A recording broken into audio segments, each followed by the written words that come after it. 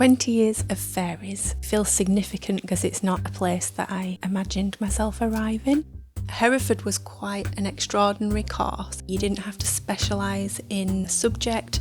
You ended up going on a journey of self-discovery, looking back at things. For me, it was my nan telling stories when I was little, and her poor memory meaning that she couldn't remember the stories that I liked, so it became collaborative. So I was looking back at that storytelling, therefore thinking about characters, and so fairies came out of that.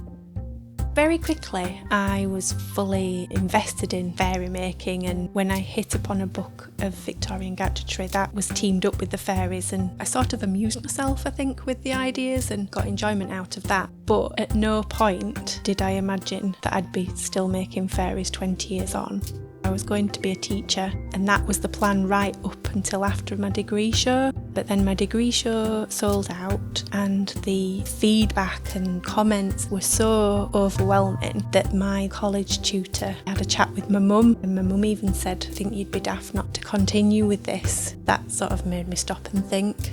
My degree show sales went to buy equipment and lots of metal and materials and things that I needed. My mum at the time was cleaning in an electrical appliance shop, and they actually offered me the back room rent-free for as long as I wanted it. That's where I started working with all the vacuum cleaners waiting for repair.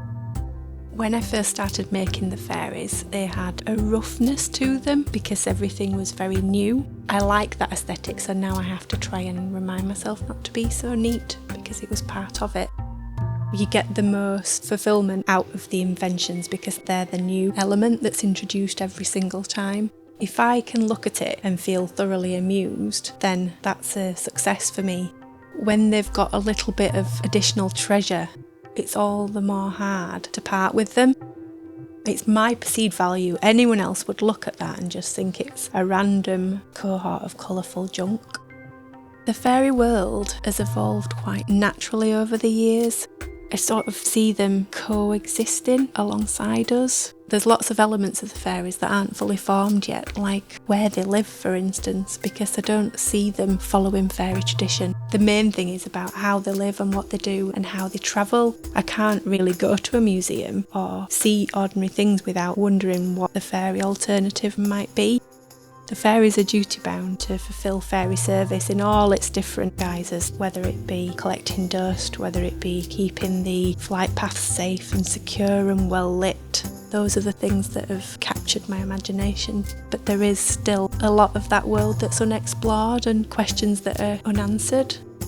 It's not the most conventional of careers, and without lovely opportunities, I'd not have had the confidence or the means to go forward and make this happen.